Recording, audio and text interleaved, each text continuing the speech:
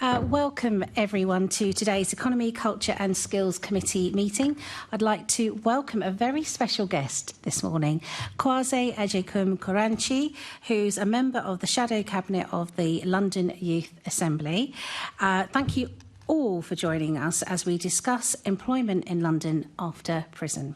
Today we will continue to explore the challenges faced by individuals who have served custodial sentences as they attempt to re-enter or enter the labour market in London. We'll also evaluate the support currently available to them and explore effective interventions that can enhance their employment prospects. But before we get started, I'd like to remind everyone to please switch their phones to silent mode. I also ask the members and the guests to position their electronic devices away from the microphones and electronic and this, and also to adjust their microphones so that they can be heard clearly. So if you need to adjust your microphone, remember to lift it from the base here rather than this neck.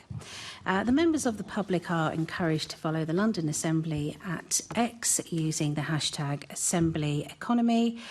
Now I have a few items of business to cover very quickly. Can I ask our committee clerk, Sal Fazal, to confirm any apologies for today's meeting?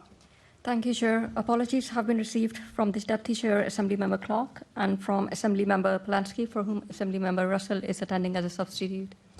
Can I ask the committee to note the recommendations set out at item 2 and ask if members have any other interest to declare?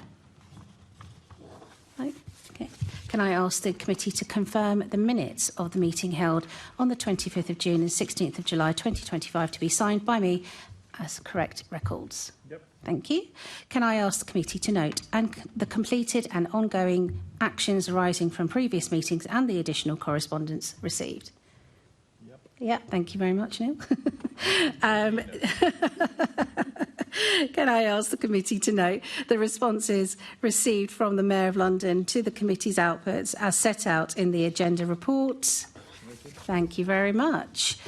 We now move on to our main item of business, a discussion on the... Chair, my apologies. I should have said earlier, could I give apologies for lateness for Assembly Member Desai? I'm sorry, I was faffing around with my chair and I missed That's it. absolutely fine. So that's been noted as a late start. That's fine. Perfect, thank you. We now move on to our main item of business, a discussion on the committee's investigation into employment in London after prison. I'd like to welcome our guests for today's session. In the chamber, we have Darren Burns, who's the Director of Diversity and Inclusion from the Timpson Group. Welcome. Tahmina Khan, who's the Business Manager of Ringway Hounslow Highways. Jessica Mellor-Clark, who is the Head of Be On Site Lend Lease. Thank you for coming. And Lynn Kennedy, the Social Mobility Manager from Green King. Thank you very much. Before we begin the committee's discussion, we're doing something new today. I'd like to read a question that's been submitted by our guest today, Kwasi, who is here as a non-participating observer, but has a very, very good question for you. So if you don't mind just going across from Darren onwards, the question from Kwasi is, how do we ensure that prison leavers aren't marginalised when applying for jobs? Thank you for the question. Quite a tough one to begin with, but thank you anyway. I think it's our responsibility, not only as a business, but as a society. The fact is that prison leavers are marginalised. They do face stigma. Lots of employers will openly admit to discriminating against those with convictions. Not something that we do at Timpson, and obviously it's not something done by my colleagues today. But it's really difficult. I think it's a big education piece. I probably spend about 80% of my time doing consultancy for other large employees in the UK who are keen to recruit from this often quite hard to reach cohort, people who are stigmatised, marginalised, who do face barriers to employment, but they've not got the first idea. So they don't know the basic terminology, they don't know the accepted language, they've got no concept of risk, they don't know how to kind of land this kind of concept with their existing teams. So what we do is we go in and we help them set up processes, we help them develop risk assessments which are sort of suited to their individual needs. So for me, it's a huge education piece. What we need to realise is that there are 14 million people in the UK with a criminal conviction more serious than a driving offence. So that is roughly 1/6 of the UK population. So it simply doesn't make sense for any business to consign that huge swathe of the population to the employment scrap heap and assume that they're dishonest, untrustworthy, possibly even dangerous. So what we do is we educate businesses, we introduce them to our wonderful foundation colleagues who we've recruited directly from custody, and once they see their professionalism, their work ethic, we often take them into a prison to meet people in our training academies. And once they meet people, they then realise, well, actually, yes, we could employ people who've been through these circumstances, and that's how we do it, and that's how I think it should be done. Bit difficult to follow what Darren said, but I think a lot of it comes down to perception and communication. I think part of that education should be communicating some of the successes, so people know that there is success when you do something like this. It's an untapped talent pool, and you know where the processes have been really successful and followed through with those right risk assessments and understanding of what it takes and what it entails. I think we should all be putting that out on social media, or you know, whichever way to communicate how successful that transition has been for the ex-offender into employment, but also for the employers as well, to understand that actually, you know, it's not about worrying about having an ex-offender in your employment. It's about showing that success and showing that how people can come back into it.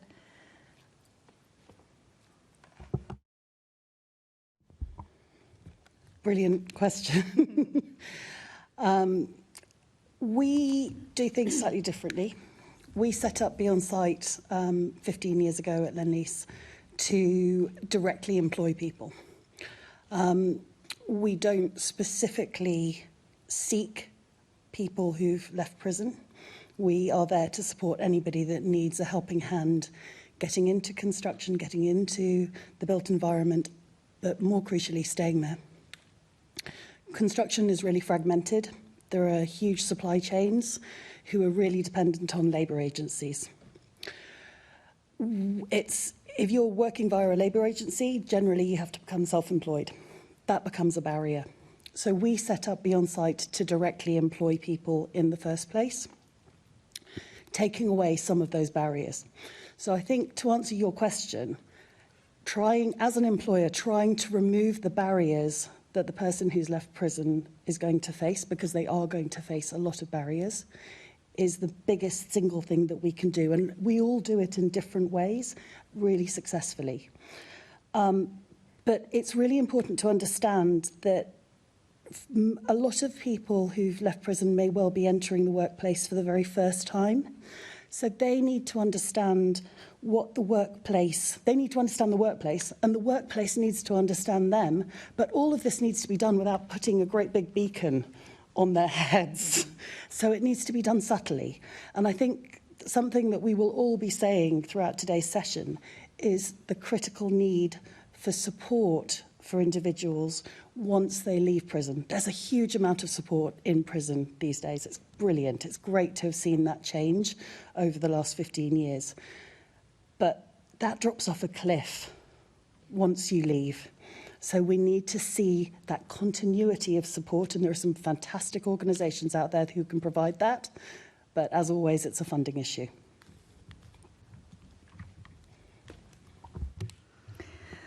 Just like to echo an amazing question, which opens up a floodgate of sort of answers along there. I can probably echo quite a lot that's already been said. However, it is about the very fact it's sometimes the simple steps, it's the simple pieces, so that level of support when they leave custody that Jessica mentioned. It literally is about that whole level. They feel marginalised immediately. They leave custody without right-to-work documents.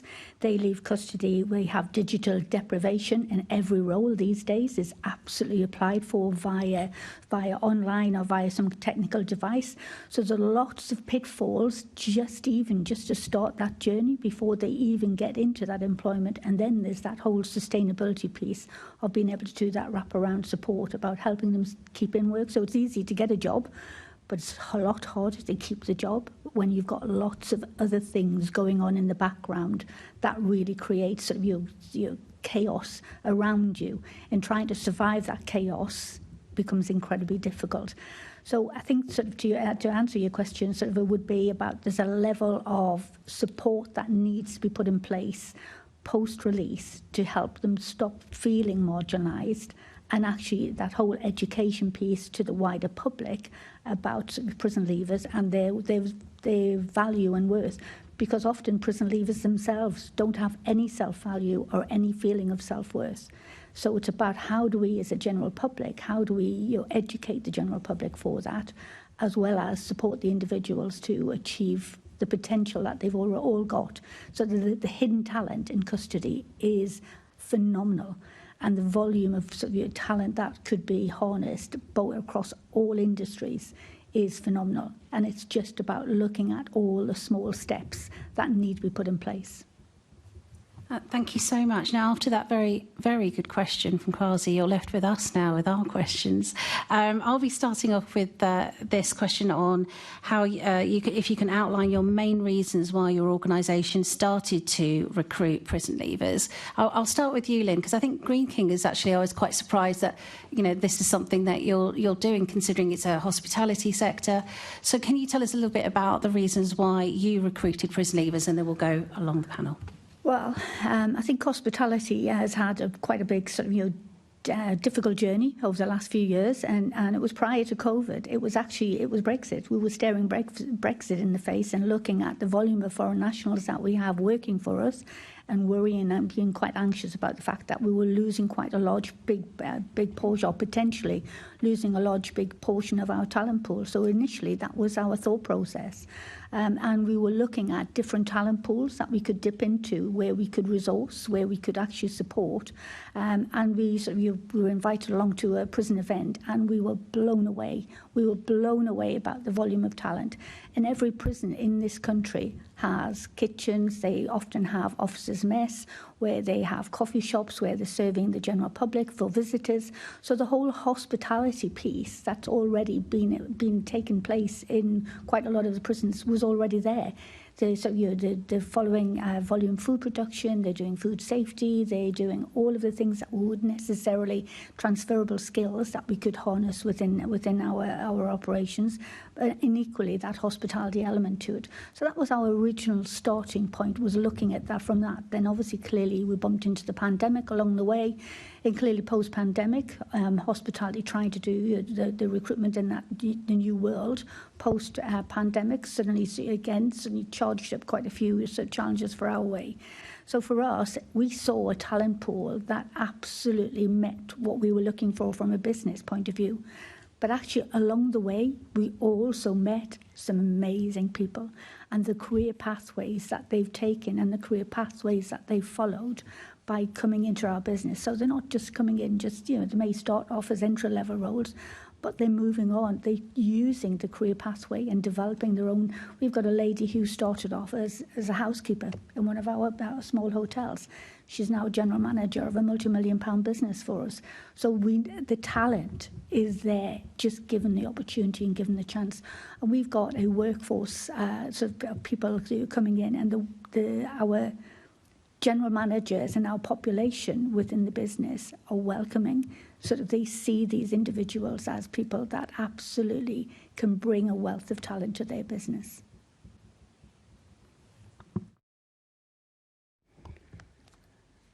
Wealth of talent.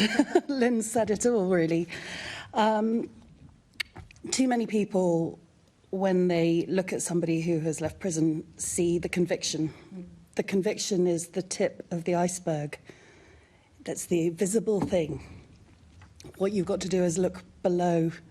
That is a huge iceberg, because it shows people have hidden depths. They are resilient. They are determined.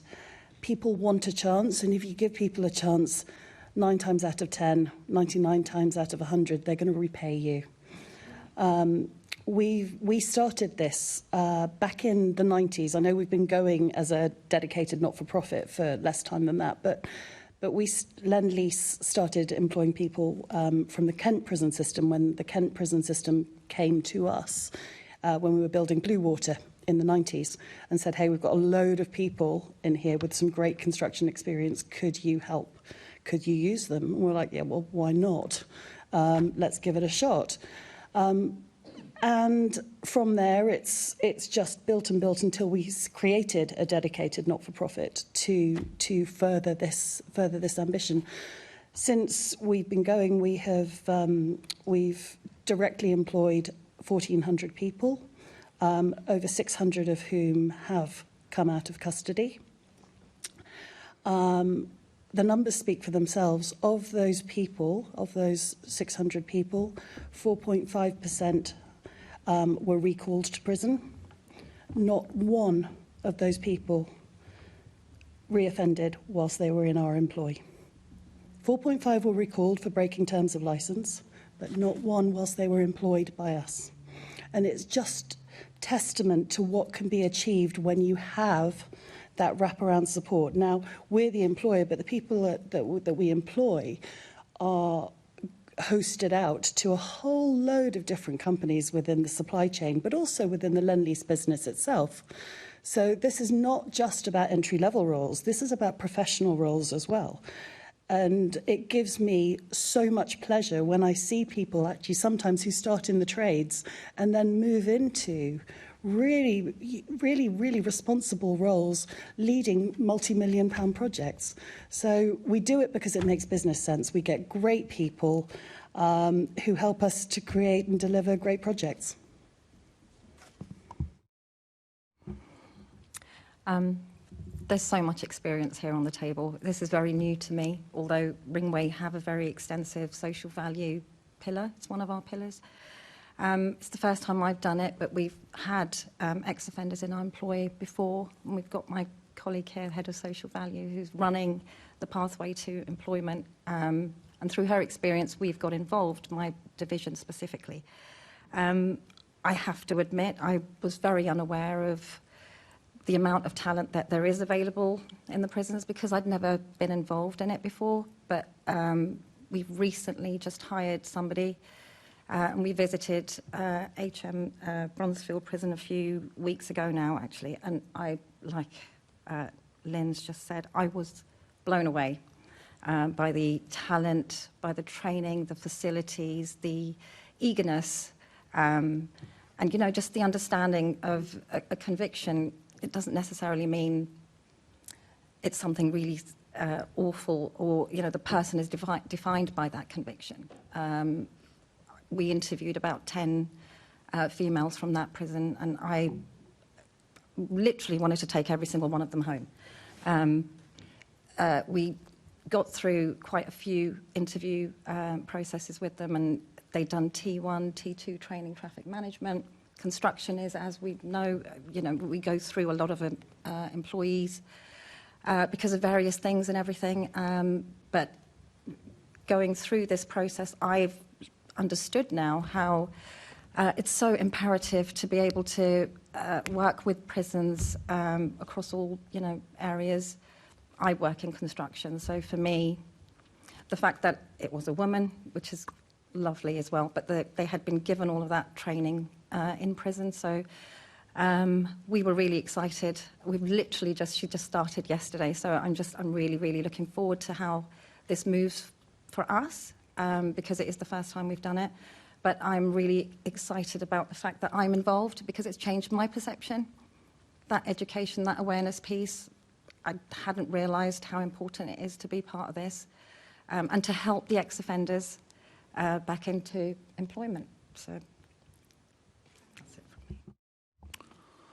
from me. So our ex-offender employment journey began by a complete accident. So our former CEO was invited to a prison in the northwest. He was shown around by a serving inmate, a chap called Matt, and he really liked him. He had a big personality. He was very chatty, outgoing, confident. Our former CEO gave this chap a business card and said, as soon as you get released, give me a call and we'll see if we can get you a job.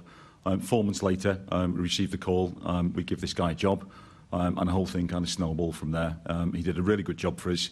And we kind of realise if there's one guy in one small prison in the northwest who's doing such an amazing job, surely there's going to be hundreds, if not thousands, of people up and down the country who just need that opportunity, who just need that second chance. So we then began to proactively recruit people into the Timpson Group. Very proud to say that we soon after that become one of, if not the largest employer of people with convictions in the UK. Currently, about 12% of our colleagues are made up of people who we've either directly recruited from custody or who have an offending background. And it just very quickly became embedded within our culture. It's just a really normal stream of recruitment for us. The obvious benefits have all been mentioned today. Anecdotally, people that we recruit from prison or people with convictions are very hard-working. They're statistically more honest than people that we recruit from other streams. They bring with them a great deal of not only life experience but personal resilience. And they're just really grateful and really kind of hard workers. And again, just to echo what's been said today, lots of these people have been able to progress through the business and have reached the roles of director, area manager, regional director. So we've got some real kind of impressive people that we've been able to recruit. So I think for us as a business, the obvious benefits are essentially the kind of societal benefits, because we honestly believe that we're helping to reduce reoffending by offering people a second chance through employment. But the commercial benefits speak for themselves as well. These people come out and do an amazing job for us, and have absolutely been a part of the success of our business. Thank you so much. I mean, just listening to all of you, it comes across really strongly that this isn't just a good thing to do, but it's actually good for business as well. Talking about the resilience, the honesty of the people that you're employing, the fact that there is a wealth of talent as well. All of you have really encompassed all the positive reasons of doing what you do, and Timpson's obviously are famous for it, and it's done nothing but help your business, hasn't it, in many ways. We're going to be moving on to our other Assembly members for following questions. First, going to Assembly Member Ahmed. Thank you very much, Chair. Good morning, panel. Could you tell, it's a question for all of you, could you tell us what are the main ways that your organisation works with prison leavers, what the impact of the work has been to date, and something that I'm very interested in? I'm aware that at least two of you, your organisations actually work with leavers before they leave. I'd be very interested to know what the reach is from your respective organisations. So, Jessica, could we start with you, please? Thanks, yep. So, ROTL, release on temporary licence. For me, that is the number one in terms of the best and smoothest pathway into employment. People leaving prison come out to a huge amount of complexity. They will have had complex lives before they enter prison. Their lives become even more complex when they leave. So if you're layering people entering the workforce at the same time as reintegrating into society, managing housing, managing a budget, it can become incredibly overwhelming, managing their own emotions. So if you start with ROTL, you start working with somebody when they are in prison, and they start coming out every day and going back every day and out every day ad infinitum. It takes away one huge concern for the future, because they know that when they come out, when they are released, the day after, it's going to be the same as the day before, which is so for us, that is something that's really important. Now, we've not been able to do that in London since before the pandemic, because London prisons don't ROTL. Rest of the country does, really successfully. So that's why we really love working on a ROTL basis. We engage with prison leavers both through the gate and before release, because it's all about building up trust. You have to have a trusting relationship if you're going to be somebody's employer. Particularly with this cohort, they have to trust you to hold and to support during very uncertain times. And you as the employer need to know if something is going to upset the apple cart, which invariably it will, because as I spoke about, it's a complicated time when somebody leaves prison. Small things can become big issues. And so if you have that relationship of trust, you can ensure that those small issues don't develop into a big problem. And for us, that approach works. We have an over 2/3 sustainment rate in terms of people keeping jobs for much longer than 6 months. And that is really important when you look at the sector that I'm in, where many people leave work or are forced to leave work once a tick box exercise has actually been met by a contractor. For us, it also is great because it shows people who are investing in us what we are bringing to the table. So we've done quite a lot of external, independently assessed evaluations on the social value that this work brings. And since 2010, it's shown that we've delivered £38 million worth of social value through this work. But it's easy to kind of put a number to something. But what happens is you then forget about the impact. And I'd much prefer to talk about social impact than social value, because the impact is changing not only the 600 people who have left prison, not only their lives, but it's their families, it's their friends, it's people that they know in prison that they say, hey, these guys are legitimate. You can reach out to them when you come out. And that's why we do it. All of us can give you so many stories about why it makes a difference to each person. And so when you do hear the numbers that companies will bandy about the value that it's created, remember that behind those numbers stands hundreds and hundreds of people. Thank you for clarifying that. Before we move on, could you just go back to what you said about London prisons not rottling? What happened during the pandemic? Forgive me, Chair, if I missed this in the briefing. But... Well, in the pandemic, obviously everything stopped and people in prison were locked up 23 hours a day. Sure, but why hasn't it been why picked hasn't up? it gone back? It's down to individual governors. Individual governors have the ability to have rottle or to not have rottle. I think it's also, the category of prison. We have far more prisons who have a more difficult cohort within London, with a higher security cohort, and so I think it's just down to safety and security, ostensibly. If you. So, Lynn, sorry, I will come to you if you wouldn't mind just waiting for a moment, please. Thank you. So, thank you, Jessica. Tamina. So for us, we have worked with the Rottle system before, and I know we've employed ex-offenders through the Rottle system for Ringway at other divisions. In our specific division, it's the first time we've done it, and not through Rottle, but completely employing somebody who's left prison. We engaged with the prison beforehand.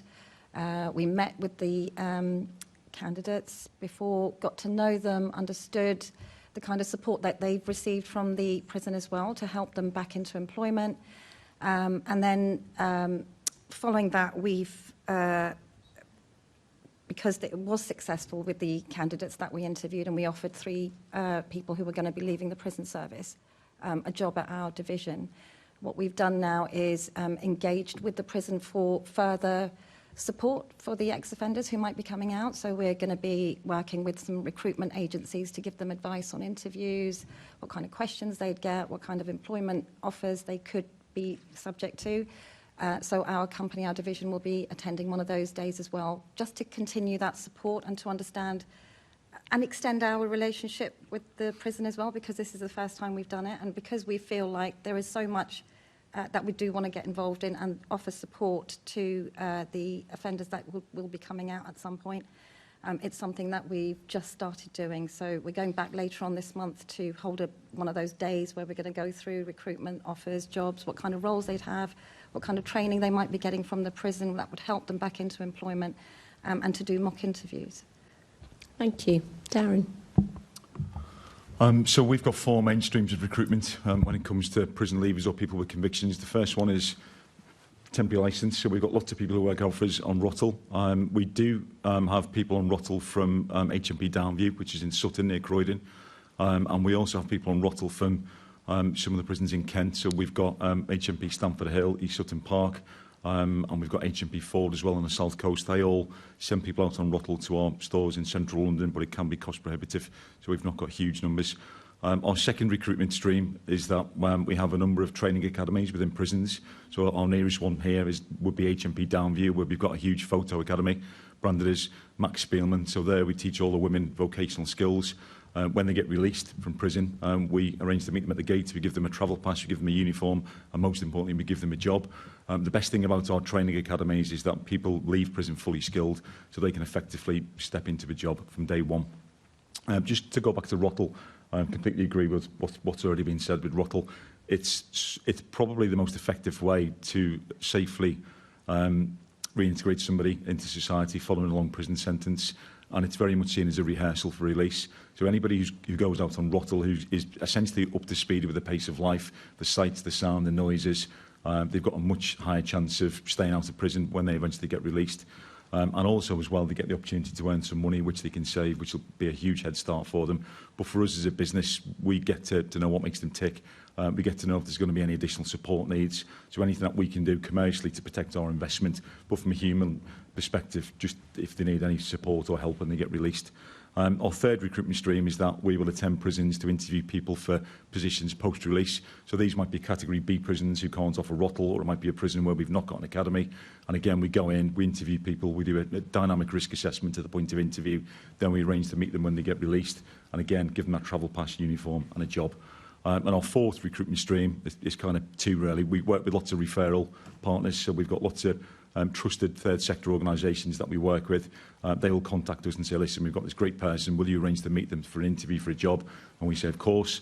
And finally, we're in a really fortunate position where Timpson is kind of synonymous with being ex-offender friendly. So what that means in real terms is that people feel confident enough and emboldened enough to apply through the usual channels. So they will either pop into a branch and say, hi, I've just been released from prison, will you consider me for a vacancy? Or they'll apply online and they'll tick that box to say they have an unspent conviction, and we'll have a chat about it at the point of interview. Thank you. Lynn, thank you for your patience. That's fine. And I think just to echo sort of a lot of the conversations around Rottle, absolutely, Rottle is definitely a great transition piece that they allows that individual to get to grips with the world outside and get to grips with the world of work.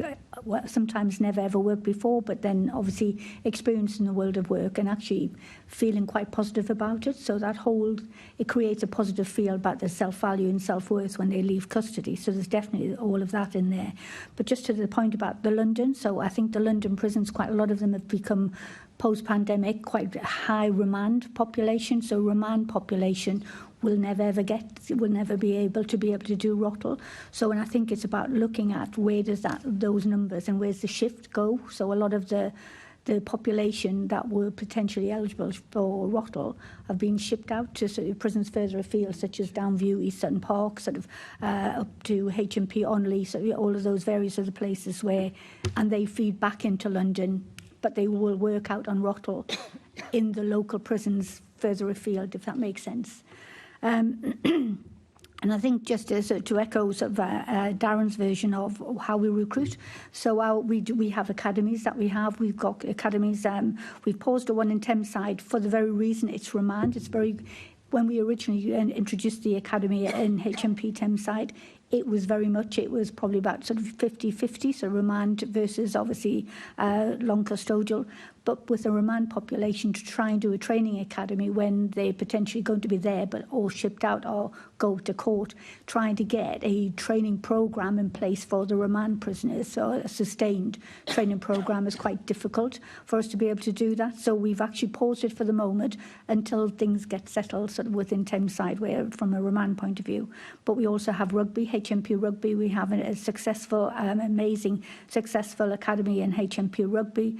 And HMP Onley rather in rugby. We've got 2 in Scotland, so we have one in HMP Grampian and one in HMP Perth. So we both sort of work with Scottish Prison Service as well as the MOJ, so around the academy model. And we provide the training inside the prisons, allowing them to gain qualifications, accreditation. They're meeting Green King personnel, they understand it, they're working with Green King equipment. So it almost puts them in that position of when they can hit the ground running. There's that the induction process has actually been done whilst in custody before they start work. So we have that level of sort of opportunity for the guys there. We do quite a lot of ROTL as well, working with the Cat D prisons. We also do the employability events where we go into the prisons and we do a full morning or a full afternoon about employability and talking about what's required in hospitality. Often talking about team building skills and creating exercise and activities that will help promote that confidence in that team building and workplace etiquette. Talking about workplace etiquette because they don't know what they don't know. If they've never ever had a job, they don't know the things that you need to do when you're starting work. Things like if you're going to be running late, you contact somebody. If you can't turn in that day for shift, let somebody know. They don't know these things if they've never had a job. So it's just simple sort of preparing them for the work life as part and parcel of those employability events. We then also have third sector, so we're very privileged in we have a partnership with Only a Pavement Way and a couple of other charities, Recruitment Junction in the northeast. But actually, Only a Pavement Way, our third sector, they're our wraparound support. So everybody that's referred to Green King, we get them registered with Only a Pavement Way before leaving custody, so that they know that absolutely when they're released, there is a safety net in place that will help with if they're going to work for the first day, there's going to be somebody there to support, or even financially provide the bus pass to get to and from work. Things like the first 4 weeks, they're not getting paid for the first 4 weeks. They will provide them the travel sort of passes to get to work to and fro for the first 4 weeks. Provide food vouchers to put in the cupboard. They get their first place of to somewhere to live, but the stumbling block is they don't have the bond, they don't have the deposit to be able to put down to be able to get the keys. So Only a Pavement Way can help if they're already in employment. They can help support them with the first initial rent payment, so that they get the keys to somewhere to live to allow them to be able to sustain work. And I think it's all those little hurdles that often get missed, and that's why we're very, from our point of view, our whole pathway for employment is about identifying the candidate, supporting the candidate, getting them into employment, and then making sure they've got sustained wraparound support that will ensure that they sustain their employment and allow them the time to breathe, the time to be able to explore the career opportunities and be able to do that in a way that will be meaningful for them, but equally for their families and their friends. So obviously, clearly that connections with their reconnections with family and friends are the bits that also help make that individual. You speak to individuals, I just want to make my kids proud. I don't want to do this anymore. I want something I can be proud of for myself. It's lots of commentary that comes along the way that allows that individual to be able to take that employment process and that employment step. And from an employer, that's the bit that we need to put in place. Thank you very much. Thank you, Chair. Thank you. Some of our Assembly members may just ask individual panel guests rather than the whole panel to ask questions, just so that we keep within time. But indicate if you feel like you want to add in an additional point if you wish. Assembly Member Garrett. Thanks. So we've heard a lot about the benefits, but heard a lot about the benefits of employing people who are coming out of prison. Research that we looked at here said that a few years ago there was a poll of employers which said that half wouldn't even consider somebody who had even a conviction, let alone a prison sentence. So presumably those people are seeing a number of problems, downsides, reasons just to flat say no, or challenges they just don't think they want to deal with. So what do you think those challenges are, and how are they overcome, or to what extent are they real problems that need some kind of effort to overcome them, and to what extent are they perhaps just I don't want to say imaginary problems, but problems that loom larger in the mind than in the reality. I don't know. Darren? Can I take this one? So I think you're quite right. I think the majority of the problems that people kind of envisage when they think of prison leavers are completely imaginary. So again, I think it's human nature to always fear the worst. So people think that everybody who's got a conviction or has been to prison is potentially dangerous, untrustworthy, dishonest. They wouldn't have anything to offer. They'd be really chaotic. It would cause great damage to the workplace. And obviously, it's just not true. Some of the real issues are that there is a significant proportion of the prison population who've got lots of complex needs and issues surrounding serious diagnosed mental health conditions, chronic addiction issues, homelessness, physical ailments, or unfortunately a combination of all four. And I think we need to address that. We very much see it as not our responsibility as a business to sort of fix these people, to make sure that they get access to the help they need. That should be the state. So people should be effectively given all this help in terms of abstinence-based recovery, trauma-informed therapy. And once they've got all this help they need, but when they are work-ready, then they should be put in front of employees like us. So I think it's definitely changed.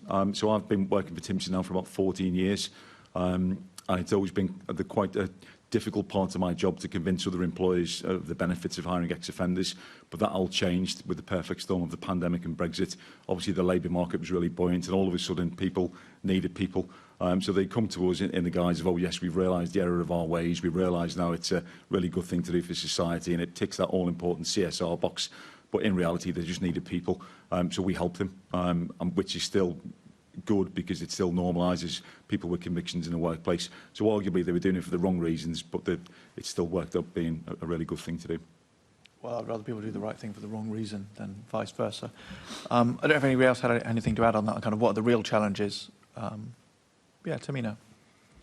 Sorry, it's just my perspective. Of course, you guys have been doing this for a long, long time. For me, it's a really new thing, but I can honestly say that I think there's a lack of understanding from employers of the kind of issues that ex-offenders are facing. So I think it's that increasing the awareness of employers that ex-offenders will be facing challenges when they come out.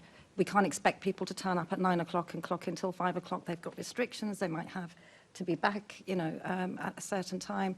They will not have accommodation sorted out. The benefits won't be sorted out. They won't know where they're going to be or how they have to travel. And if they don't have access to those benefits when they come out, then it will be a problem for them to turn up. Some of them don't have smartphones. Some of them don't know, like you said, that workplace etiquette. To ring up to say, I can't come in today because I've got an issue here. Employees need to have that understanding and flexibility. I think allow that flexibility when you employ somebody who's just come out of prison. We've just recently taken someone on who has a small child, just 6 months old, and can only travel between 7 and 7, and they're quite far. The temporary accommodation's been given really far away. So we've changed the timings to allow them access to come in at a certain time, but then you have to then make sure that other people don't think, well, why are they getting special attention? So it's just education, awareness, understanding of all of these things. I wasn't aware that they had so many issues when they came out. You literally think they come out and they'll turn up, and that's really not, that doesn't work that way. So I think we just need to make sure that employers understand the challenges that they will face as an employer because of the challenges an ex-offender may be facing when they come out of prison. Yeah, so all of those things, the ones that Darren mentioned as well, are not actually problems concerned with the person, but the circumstances of, being in that situation where you're sort of in flux. It's almost like you're moving house, which is bad enough for anybody at the best of times. And let's call it an unusual sort of house move out of a prison into, temporary accommodation of some sort. So where does responsibility for that sit? Is that the probation service, prison service? Who's meant to be dealing with all this stuff? Because I take your point there. Accommodation. Oh, sorry to interrupt. Accommodation is a huge issue. So it's really difficult. So our job is, we're in the business of helping people with employment, but kind of organically we help people in other ways too, like I'm sure all the colleagues on the panel do as well. So we, on a regular basis, help people with financially. So if they need somewhere to live, we'll pay the first month's rent, we'll give them a deposit. The problem is it's a real postcode lottery. So I spent the afternoon yesterday in HMP Wormwood Scrubs with a fantastic charity called Standout. They have 15 men on a really kind of intensive employability input. And I was there to talk about our business and the opportunities we've got. We discussed money, we discussed wages, we discussed the kind of concerns. what was really common with pretty much 80% of the men that we spoke to yesterday was that accommodation is a big issue. So in London, where the majority of these men were being resettled to, the most basic accommodation is about £1,500 a month. Now, obviously, when people join Timpson, yes, we pay as much as we can afford. We pay the national living wage, and our colleagues are able to earn bonus. But once you factor in accommodation, utility bills, it doesn't leave you with much to survive on. So it can be a real issue. There are pockets of good practice. There are schemes. There's the Cash 3 scheme, whereby people get given 3 months' worth of housing upon release from prison. But again, it depends where people are in custody. Yeah, thanks, Darren. Jessica. So I think what we would all agree on is that there is actually a real need to not only support the new employee, but to support the employer when somebody comes into a business, for all of the reasons that you've just heard. Something that we did that was really successful was a program called Mind the Gap. We were lucky enough to get some funding from the Construction Industry Training Board pre-pandemic to do two things. One, to get as many people as possible who had left custody into employment. We managed 172 over a 3-year period. But critically, the other part of the programme was to actually support as many businesses as possible in learning how to recruit and retain this cohort safely and fairly. And we had a whole programme which reached out to many businesses. But the thing that was the most effective was actually bringing companies along and having them tell their stories, share their experiences, because there's nothing like hearing what works and also what doesn't work. For us, we pay people weekly to avoid that month-long wait. So things like that. But it's also managing on the accommodation side. It's managing situations where somebody might be in approved premises, and the timing of when they have to be there is really restrictive. So as you were saying, Tamina, you have to make sure that somebody is allowed off-site earlier or can get to work later, and all of these small accommodations build up when you've got multiple people who you're juggling. And we all do get involved with things, even though we're only meant to be the employer, because we are providing that wraparound support as well. There have been numerous occasions where the phone has rung at midnight and someone has said, I am now street homeless. How can you help me? And we do it. And it's happened on Christmas Day when somebody was in prison for gang-related issues, had been resettled somewhere else, but the gang then found out where this person was, and we had to rehome him in a completely different space on Christmas Day when there's no services available. So this is what people do, and this is what employers are doing. So when I go back to that number, that social value number, it's impact. Thank you very much. That's very powerful. Oh, sorry, Lynn. No. Sorry. Okay. Yeah. Thanks, Chair. Very powerful. Assembly Member Russell. Thank you. And we've kind of touched on a lot of the question that I'm going to ask, but I think if there's anything extra that you want to add, that would be really helpful. So this question is about how the difference between people who've left prison and people who haven't left prison, the difference in the kind of support that they may need, and what measures you think have been, and this is something you have been talking a lot about already, but what support measures you think are the most effective in supporting prison leavers. So I realise we've covered housing, we've covered an awful lot of this, but it's really if there's anything extra that that you want to add. And I suppose something that I'm particularly interested in is two of you relate to construction, and whether there is a difference in terms of the kind of support that prison leavers need if they're working in construction jobs, and if they're working more in sort of hospitality or kind of that sort of customer-facing Timpsons type roles. So if you can think about whether there are particular differences in those different types of employment, that would also be really helpful. I don't know if anyone wants to jump in. I think, from my point of view, again, there's a level of things that they need, things like something as simple as basic as right-to-work documents. The volume of people that we've lost, that we haven't been able to provide opportunities for because they've left custody and they haven't got their right-to-work documents. And there are banking and ID people within prison, but sometimes it's a case of they can sort out the bank account for them, they can maybe get them an ID card, but literally that isn't a right-to-work document. So there's about the whole of you needing to birth certificate. It's either a passport, and again, government guidelines, all employers have to follow the government guidelines. So it needs to be either a passport or it needs to be a birth certificate and proof of national insurance number. Now, the whole getting the proof of national insurance number, because it needs to be an official letter-headed document, DWP aren't permitted to provide it. They can't produce it. They see it, they know it, but they can't produce it because apparently that data is owned by HRMC. So we then have to go through the whole long-winded process of contacting HRMC. So if that's done soon enough in custody, sometimes that can be done, but that can take up to 6 weeks to happen. So sometimes that can massive. Something as simple as the candidate is keen to come to us, we're keen to employ, and then we go, right, can we have your right to work documents? Oh, I haven't got them.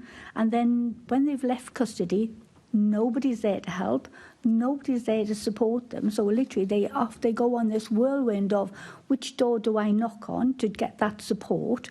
Then they flounder. Time's ticking by, general managers holding the job open as long as they possibly can. The candidates they don't know what they don't know. They're getting frustrated and they just go, it's too difficult, it's too hard, and we'll walk away. The volume of candidates I've lost because of that. So something as simple as that. And that just seems like it's a really basic systemic issue that, no one should be able to get to the end of a prison sentence without having those documents in place. Could I ask a question of you all? When was the last time that you had to produce your right-to-work documents for? How many of you internally moved jobs? Most people in good positions that make these, they've internally created a career for themselves, moved within the company, moved within the civil service, moved within the department, and they've never had to reproduce their right-to-work documents because they've originally put them there. So the people who are making the decisions don't really often have to deal with that.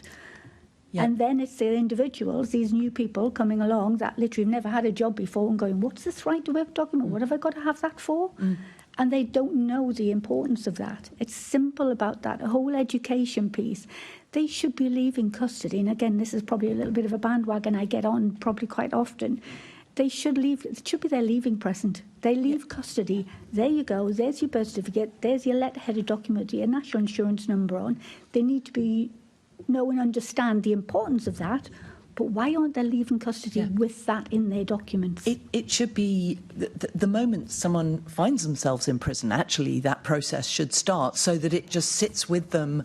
And that seems like something we should absolutely be taking back to HMRC, because the way you describe it, it just seems completely extraordinary that people are being just set up to fail if they don't have that documentation that they need. And however stretched the prison system is, if they must be able to build in that a systemic process to be able to it's the time frame. Support people with that. Again, sometimes these people are on their last 6 weeks before they're going out. So clearly it's about the prison employment leads and the banking and idea trying to organise it.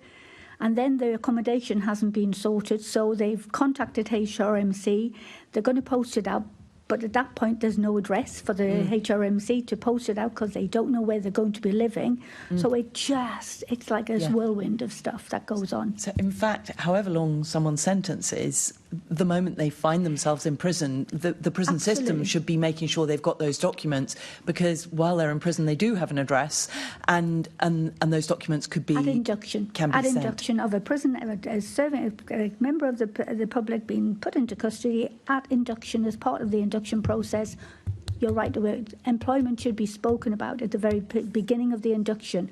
Whatever length of sentence they've got left to serve, whether it's 6 weeks, 6 months, 6 years, 60 years, whatever length, it should be part and parcel of induction. Employability should be part of the conversation. Sorry. Thank you.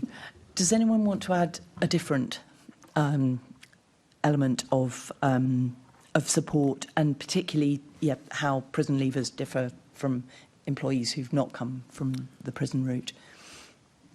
Sorry, over to you, Jessica. So with our employees who are site-based, we spend quite a lot of time supporting their supervisor or their line manager, so that they understand some of the issues that their new employee, their new work colleague will be facing. And what we're looking for them to become is not just a manager, but actually to become a buddy and to support that person as they enter the workforce and enter the very particular environment that is life on a building, on a construction site. So that, when I said earlier about the importance of supporting both the individual and the employer, this is one of the examples of that. I just couldn't agree more in terms of employment and the banking and ID situation in prisons. Leaving it to the last 6 weeks is ludicrous. We can be using employment as a golden thread to run through somebody's prison experience, because everything falls in line with that: education, training, skills development.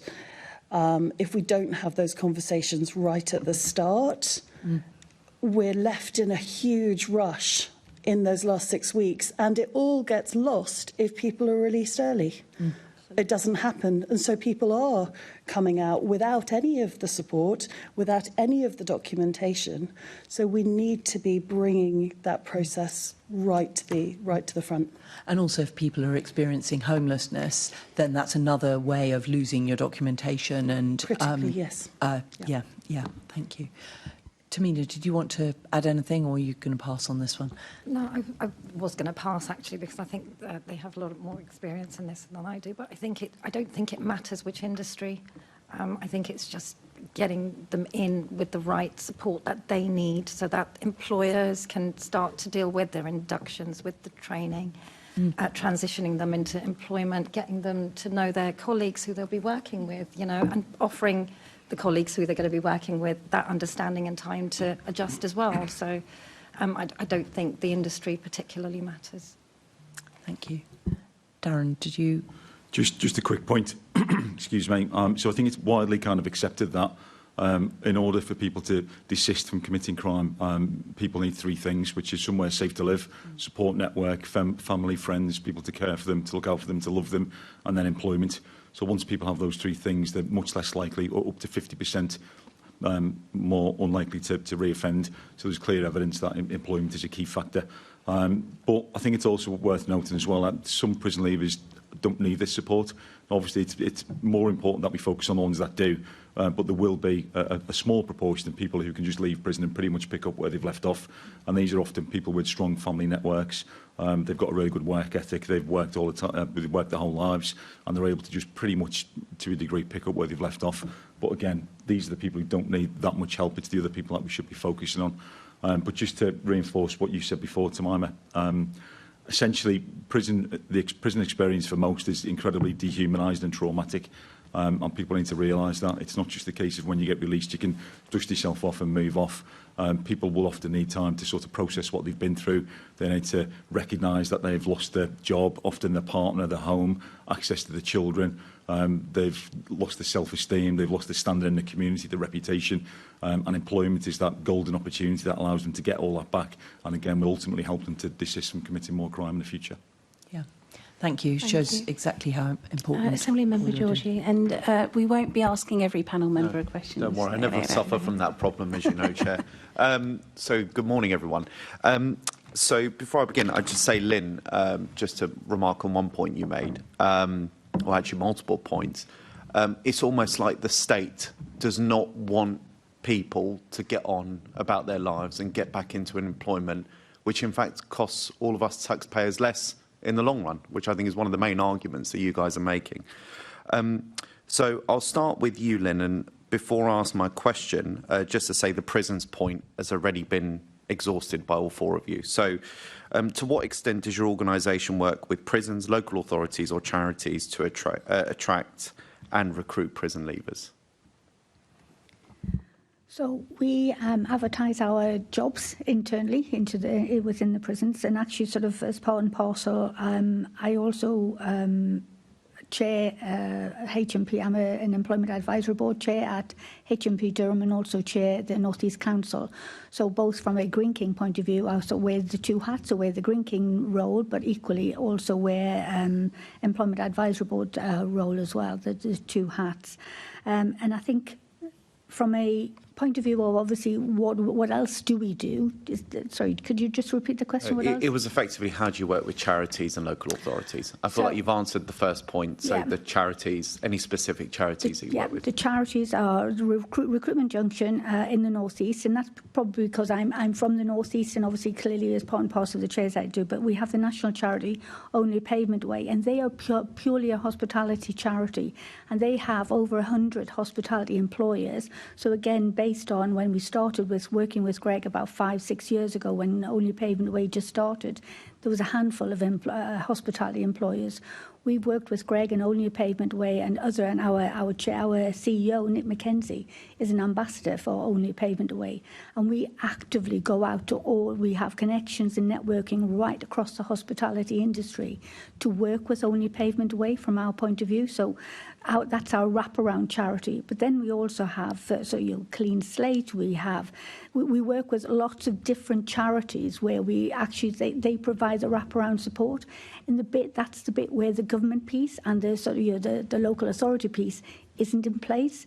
The gap that's left when they leave custody. So there's a prison employment lead working with the individual, talking about employability and helping facilitate the employability pathway whilst in custody. But probation are too busy when they leave custody. They're not equipped with the knowledge and the skill to provide the whole additional soft wraparound support. And I use the word soft, but in a manner of these are the subliminal stuff that actually sometimes get missed. It's not just about risk. It's not just signing the register to say that you attended here or you did this or whatever. It's all of the additional pieces that make up that individual and allow them feel confident to be able to apply for a role. So the charities that we work with, they provide that network. So there's emotional support that they can provide. So mentoring, counselling, guidance around that side. There's financial support they can have. And even just sometimes just that whole sort of like somebody to speak to when they've had a really bad day, that whole go-to point. And I think the bait for us, if we don't have that charity third sector support around there, and they're not funded, the charities that we're working with, they're not government funded. They rely purely on donations from various employers that use support with the charity. They do loads of fundraising that we support with, but they have no government support, no funding network. Yet they are picking up all of the pieces that absolutely get the individuals get failed by the state and by the local authority. They are picking up the pieces that will help facilitate that relationship with the employer and the individual. And I think that's the bit where we work with very strongly with the third sector, the charity side of it, to make that happen. Thank you, Lynn. That was a very comprehensive response. So I'm not going to ask the same question of the three of you, but just perhaps a hands up, nod of the head. Did the rest of you work with a particular charity in your local authorities and where you operate? It could be a no, it could be just very, very briefly. So I've got no from Tamina. Yeah. We do it ourselves. Okay. We do it ourselves. Right. But work, can I just say one thing really quickly? Yeah. That's why we put Mind the Gap together, to bring all of these different organisations together, because we work in silos. Employers work in silos, local government works in silos, central government works in silos, and then the third sector as well. So when we brought Mind the Gap together, it was to bring everybody together with one pot of funding, so that all of these amazing organisations like Recruitment Junction, like Stand Out, like A Fairer Chance, can come in and fill those gaps. We know that we're limited. We're a tiny team of 4 people. We can't do everything, but we know there are some brilliant other organisations out there with whom we love to work. So bringing that together in that way was the whole ethos behind why we set up Mind the Gap. Thank you, Jessica. And I think from the look on your face, Darren, it was the same sort of approach as Jessica. Yeah. Darren, my final question's for you. You made a comment. I think it might have been Jessica, so I apologise, but I saw you nodding along. I'm telling a lot from your expressions today. So I get the impression by one of your comments, and I don't want to put words in your mouth, and I don't want to frustrate the 88% that are not prison leavers.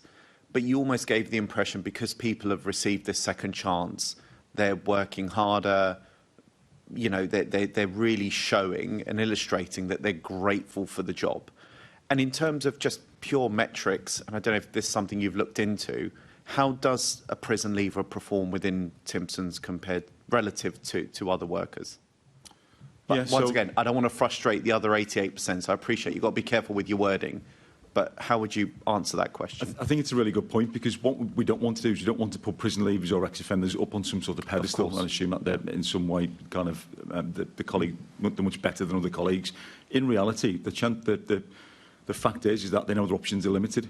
So when we give somebody an opportunity who's a prison leaver, they will know full well that lots of other employers will discriminate against them based on their conviction.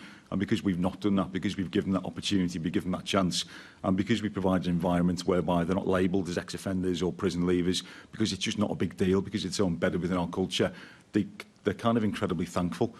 So some quick stats is that our retention rate for foundation colleagues is about 85%. As opposed to 70% for colleagues recruited through more conventional streams. So the statistics show that they're more loyal, they stay with us longer, they're statistically more honest. And again, they often bring with them, and again, I think I mentioned this earlier, but they bring with them a great deal of not only life experience, but personal resilience. And anybody who can navigate their way through a tough prison sentence, anything that we can throw at them as an employer, they can pretty much do it standing on their heads. So we're sort of employing some really tough people with quite a lot to offer. And it's certainly made our business a more kind of interesting and rewarding place to work. Fantastic. Thank you all. Thank you, Chair. Thank you. And thanks to Assembly Member Ahmed, who's going to be doing the next question. Thank you very much. Question I think you're all going to like. What advice would you give to other employers looking to introduce similar programmes as the ones that you have? I'm going to start with Darren, but if anyone else wants to pile in afterwards, please do. Darren. Yeah, I think we could all comfortably talk for a couple of hours on this one. I'll keep it really brief. The advice I would give is something, again, I mentioned before. There's such a huge swathe of the population with a conviction more serious than a driving offence. The irony is that by employing prison leavers, you kind of get full disclosure. You know everything about them. So we work with lots of really big employers who come to us and say, listen, we like what you do. We want to recruit from this same cohort. But we're really worried about reputational damage. We're really concerned about risk. And the first thing I say to them is, well, do you do enhanced DBS checks for all of your employees? And they say no. And I said, well, it stands to reason that you're going to have a significant proportion of your employees who've got very serious criminal convictions that you are not aware of. The irony is that when you recruit people from prison, you get full disclosure, you know everything about it. But the easiest thing for us is just that we introduce them to our colleagues.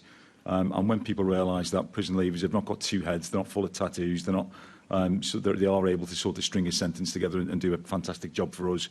Once they meet people and talk to people and realise that people just need a chance and are often there for a variety of reasons, we kind of hit it home and it works very well. Tamina. I think going through the process myself, I would really say start small. It can be really overwhelming as an employer because you don't understand all these different things that the ex-offender is going to have to sort out or have or not have, and how that affects the employment and how does it affect your other employees.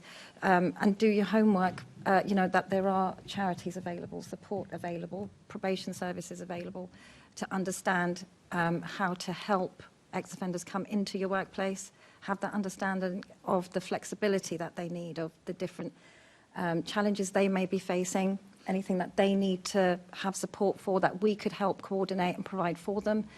I feel like sometimes I've jumped into it and I'm sort of trying to learn as I'm going along, but it's been a really rewarding feeling so far. So I think I'm learning a great deal and I feel like I'm a better person for it. So I hope other people do look at it really seriously. Thank you. And that's really good sort of experience that you yourself have gone through, and that's really useful advice. Thank you. And any other of you, Jessica or Lynn? I've just got 4 very quick points. First of all, don't go it alone. You don't need to do this on your own. Partner with trusted intermediaries to de-risk and to provide that support.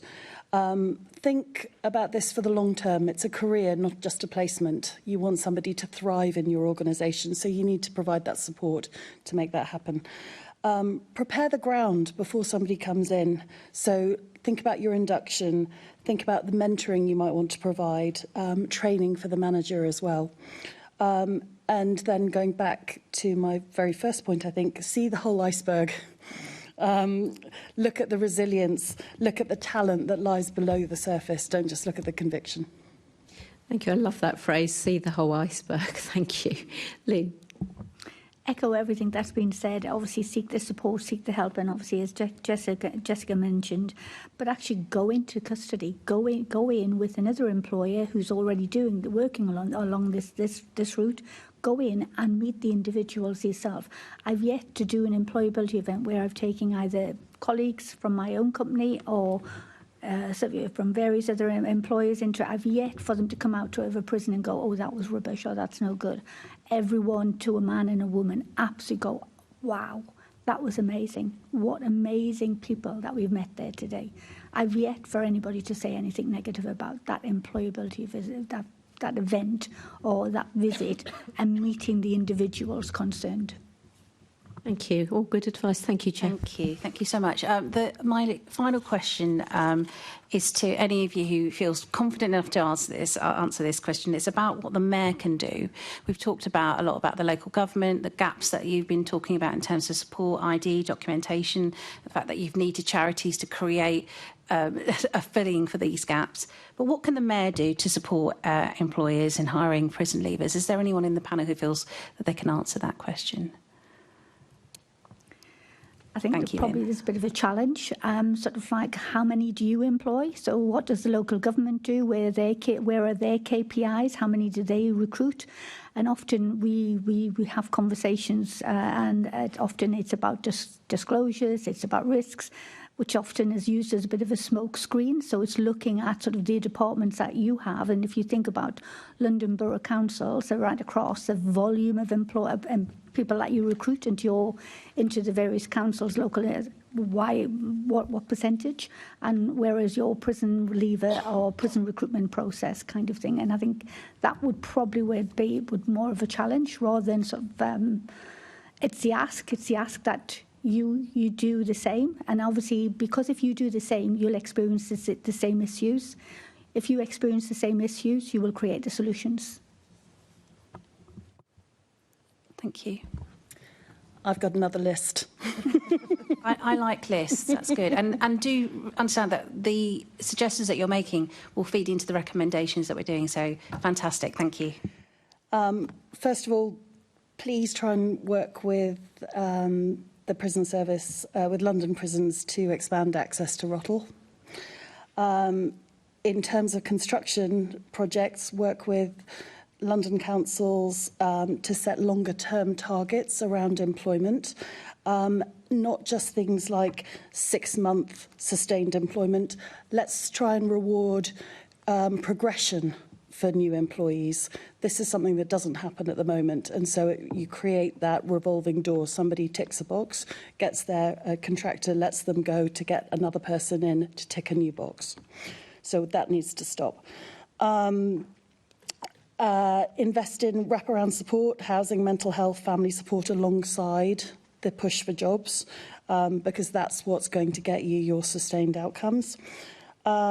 Fund and support intermediaries that we've been talking about, organisations like my own, to help bridge that gap between employers, government, prisons, and invest in that in-work support that is needed.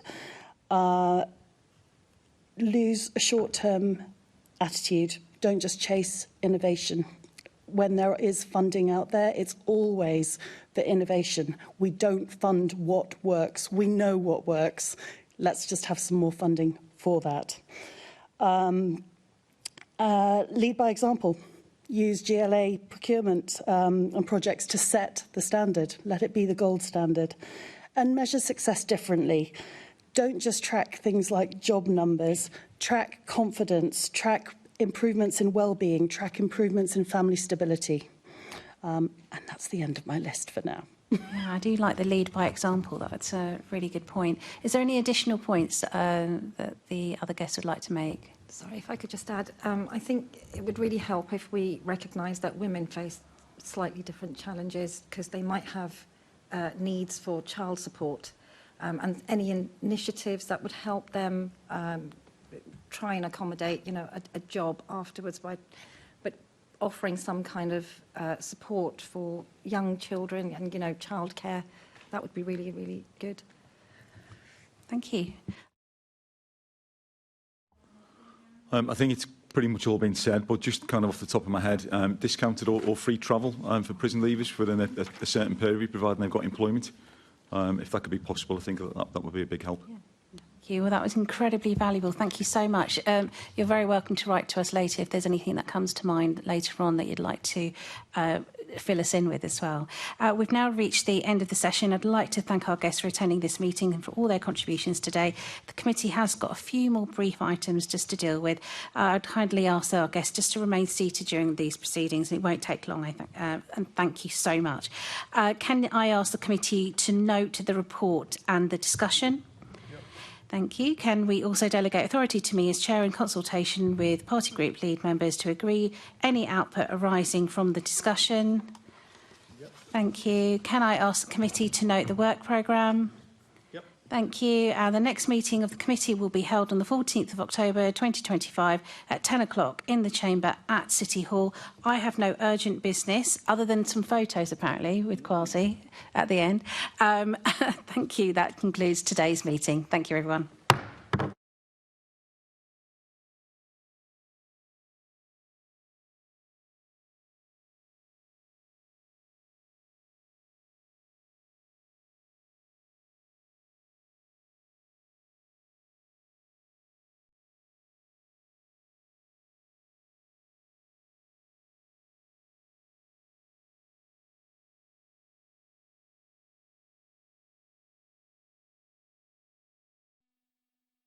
This is the broadcast from City Hall, the home of the Greater London Authority.